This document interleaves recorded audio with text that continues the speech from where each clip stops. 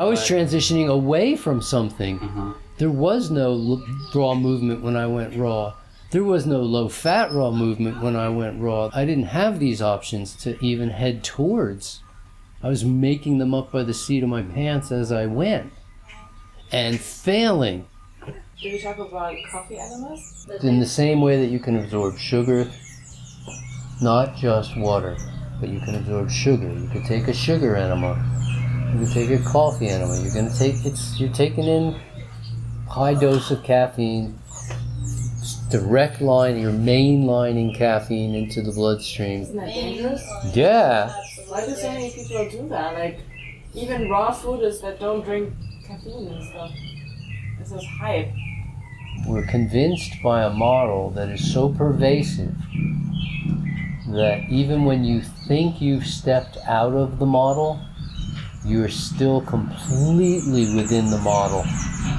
You have to take a lot of giant steps to get out of the model. The model is that you do one thing to maintain your health, but a different thing to create health from ill health.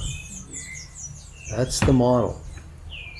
And until you can adapt to the model that says we do the same thing for health that we do for ill health, we just modify to the needs of the individual. I mean, there's times when you need more rest, and times when you need more exercise, or times when you need more social, and times when you need to be alone. But these are things that we do for health, and they do the same when you're in ill health. We wouldn't change it and say, okay, just say no to drugs when you're healthy, but say yes to drugs when you're sick. This is the crux of the medical model. Okay, I would never drink coffee, but I'll use a coffee enema if I'm not feeling right. Why? Why not just do the right thing in the first place and expect the right thing to happen? Imagine if you plant a bunch of corn and none came up after you did everything right. That wouldn't work. I mean, that wouldn't be. You'd have to have done something wrong. Something would have had to be wrong. Otherwise, the entire system of nature is flawed. I mean, back to that guy that had potatoes growing out of his ears. Guy went to a doctor with potatoes growing out of his ears. He said, "Doc, there's something wrong with my ears." The doc looked in and goes, "You got potatoes growing in your ears. Of course there's a problem." And the guy said, "Yeah, that's the problem. I planted corn." If you plant corn, you expect corn to come up. You don't expect potatoes. Why would we do something different in health than we would do in ill health? But this is the current zeitgeist. This is the model that's being promoted. It's so deeply promoted that when most people step completely out of the medical model, what do they step into? The alternative medical model. It's still the medical model. They're just using different things to pursue the medical model. And they're patting themselves on the back. I'm free from the doctor. I'm free from the medical model. Great, it's still called medical model.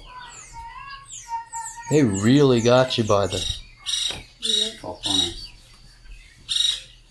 It takes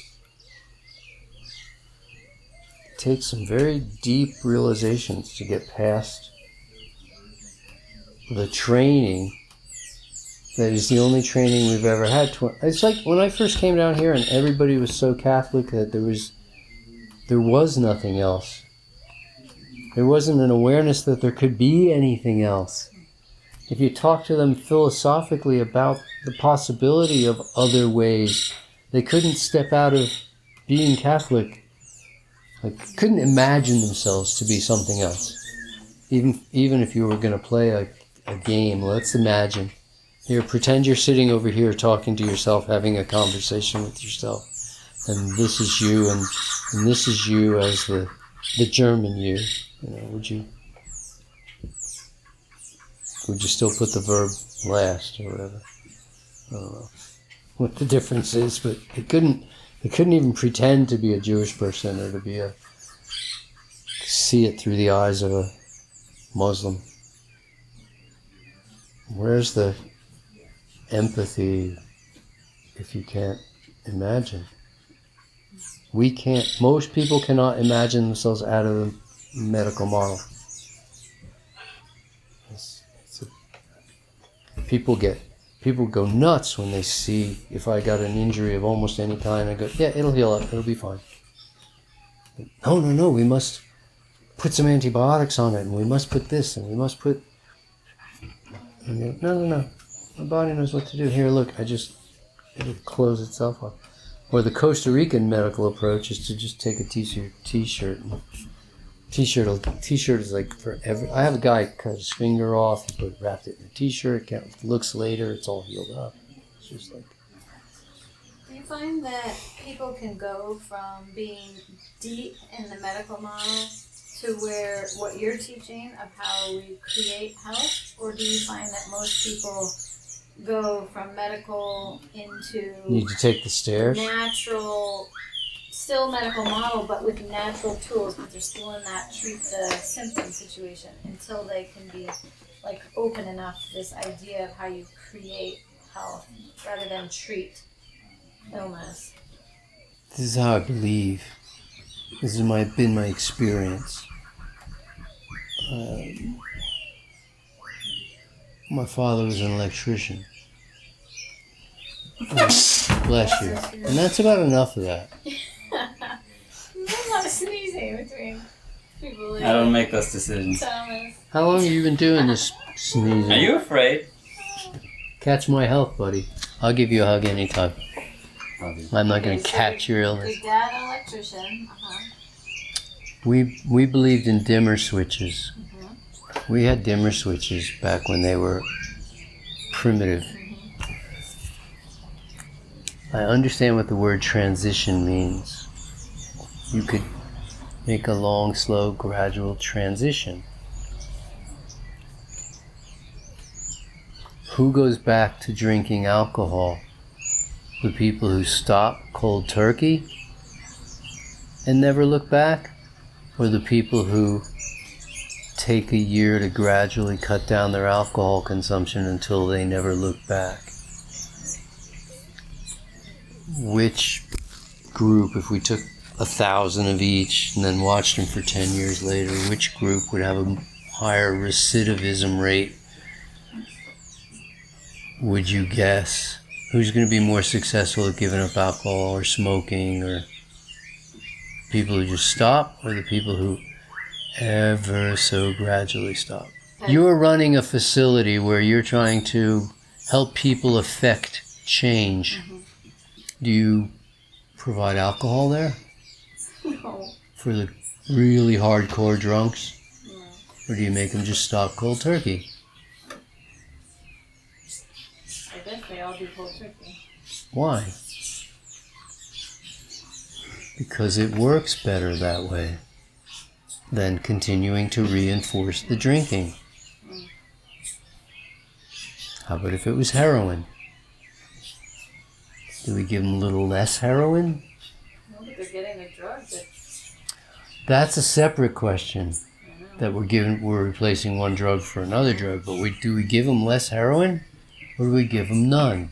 Why? Because it works better. And it's I the guess same. I see a lot of people who go cold turkey, they do relapse a lot. What did they go cold turkey to? They didn't go cold turkey to 80-10-10. They went cold turkey to some version of raw food that never would have worked no matter how they ended up there. They would have relapsed no matter how they got there. Right. If the program doesn't work, it won't work either way you approach it from. Can't. But I can take people cold turkey and put them onto... I see no advantage to long, slow, gradual. I barely noticed that I was transitioning. Next thing I know, I looked back and I was eating all raw, but it took me 17 years to get there. If you live to be 10,000 years old, maybe that would be the way to go. Take 17 years to make the transition, and it would be like instantaneous in a 10,000 year lifespan. But over a 80-year lifespan, to take 20 of it to transition, So you've already been eating this way for 25 or 35 years. Now we're going to take another 20. And you're going to be 60 before we even get there. Well, but then you have a history of transitioning gradually. But I wasn't transitioning towards something. Yeah, I was transitioning away from something. Uh-huh. There was no raw movement when I went raw. There was no low-fat raw movement when I went raw. There was no... I didn't have these options to even head towards. I was making them up by the seat of my pants as I went. And failing.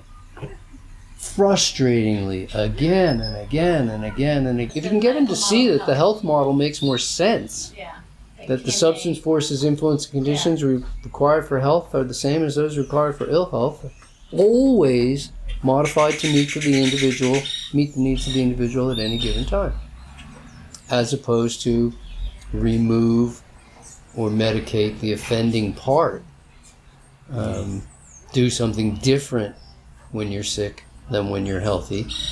This can't, how the hell can milk know whether you're sick or not, to know whether it makes you... You grew up with that probably, huh? Because whenever you give that example, I draw a blank and never experienced it. It's the current example. It's not what we grew up with. I didn't grow up with that. When I was a kid, they gave you milk whether you were sick or well. Glass of milk. In Gambia, I watched a few episodes of Gambia. When I was a kid, they gave you milk already, whether you were sick or well. 60s. It's only now that they say don't give kids... If your kids are sick, don't give them milk, because it'll make them congested. That's a current thing. Yeah, so why would you do it when they're healthy? God, it's so sweet.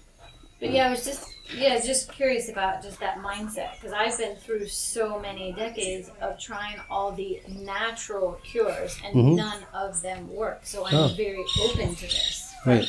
I was just curious for someone who hasn't had that, because a lot of people are in that place of the natural medical model. Okay, but we have to take people who are looking for health because they don't have it. You're like I said, there was only 2 groups of people who were really open. Super sick or super smart. Got it.